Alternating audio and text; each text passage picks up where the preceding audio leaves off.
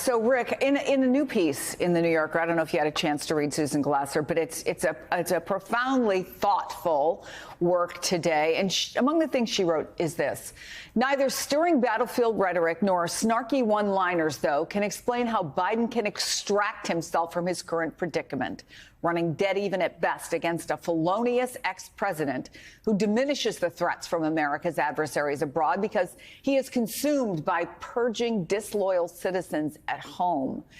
The Biden campaign, in some senses, seems to be approaching this from the anticipation that something's going to click with voters. I talked to the co-chair of the campaign yesterday that they think as they get closer to the campaign, many of these key things are going to be resonating.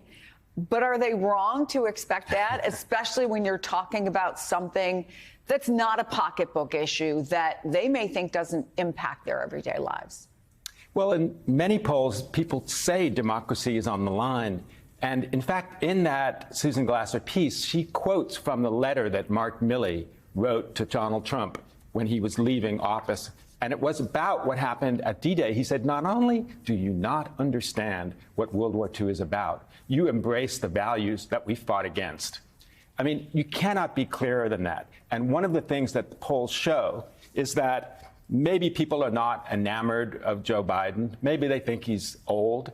But the people who have distaste for Donald Trump are just not going to vote for him. And even people who don't like Biden very much are so repelled by Trump that they're going to vote for Biden anyway. So I think drawing the contrast, and you couldn't have drawn the contrast more clearly today, to have President Biden in Punta Hoc talking about democratic values and Donald Trump talking last night about attacking his enemies.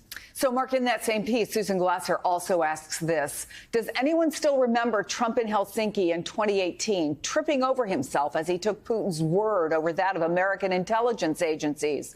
Or Trump in France for another set of World War commemorations later that year, fresh off midterm election losses and skipping a cemetery visit because he reportedly did not want to get his hair wet.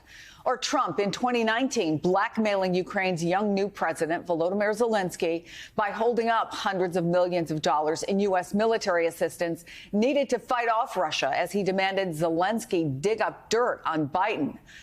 How much of this, though, is on the mind of world leaders and how they're going to react to Joe Biden in the face of the potential of another Trump presidency?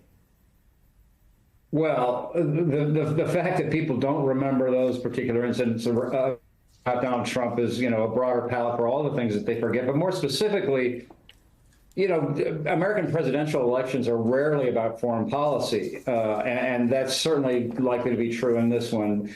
I mean, this commemoration of D-Day is helpful for Biden because I think it does draw the stark contrast and reminds people about how fragile our democracy is. But at the end of the day, that's way down the list of what people are going to be thinking about in November, barring some international crisis between now and then. So it's a useful and helpful point of differentiation for Biden. But, at the end of got to get back to meat and potato stuff that people care about here. And, the biggest opportunity for that will be the High Wire Act that he's decided to engage in the first debate coming up in just a couple of weeks.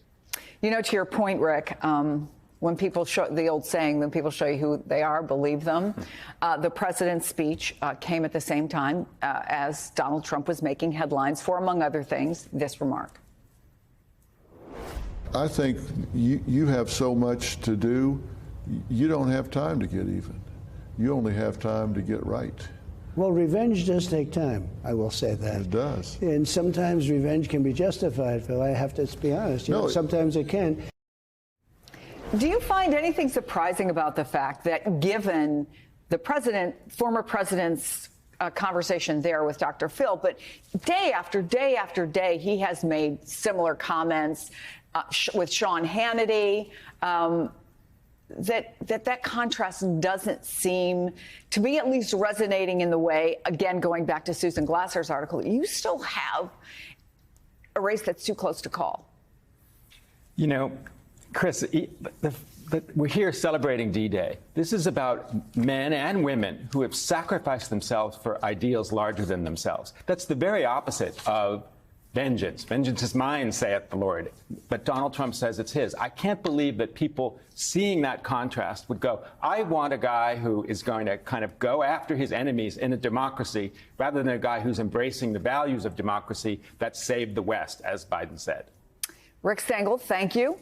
Always good to have you, especially here in person. Mark McKinnon, you're going to stay with us.